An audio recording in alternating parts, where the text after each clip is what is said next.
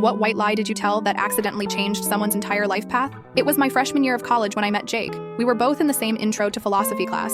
He was this quiet guy who sat in the back row and barely talked to anyone, but something about him intrigued me. So one day I sat next to him. We bonded over our mutual hatred for our professor's monotone voice, and soon became study partner. Jake was brilliant, way smarter than me, especially when it came to philosophy. He would explain complex theories to me in ways that actually made sense. One night we were studying in the library, and Jake nervously showed me a short story he'd written. He said he'd been working on it for months and wanted my opinion.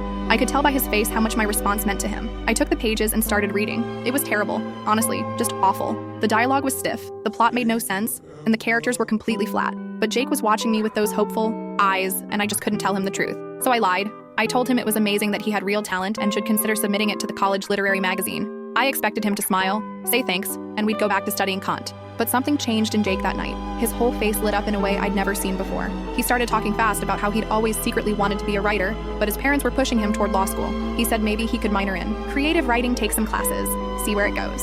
I nodded along thinking it was just excitement that would fade, but the next week Jake switched his major from pre-law to English literature. His parents were furious. They called him daily, threatening to cut him off financially, but Jake was suddenly alive with purpose, in a way I'd never seen before. Whenever we met to study, he'd show me new stories. They were still bad, but I kept lying, saying they were getting better. I figured a professor would eventually set him straight and he'd go back to law. But that's not what happened. 3 years passed. Jake took every writing class available, worked on the literary magazine, and even got an internship at a small publishing house. His stories improved slightly, but not enough. I kept meaning to be honest, but it had gone too far. Graduation came, and Jake announced he'd turned down law school and was moving to New York to pursue writing. Full-time, his parents had actually cut him off. He was taking out massive loans and living on ramen, believing in his talent, because I never had the guts to tell him the truth. We lost touch after college. I moved to Chicago for work and only saw his updates on social media.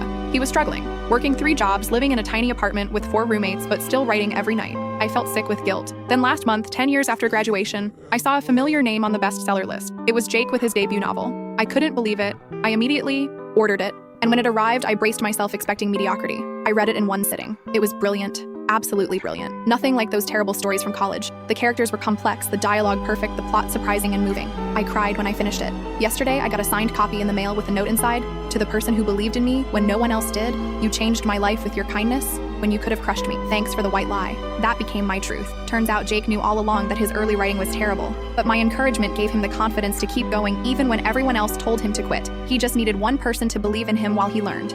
I stare at his success, now wondering what would have happened if I'd been honest, wondering how many other Jakes are out there needing a lie more than the truth.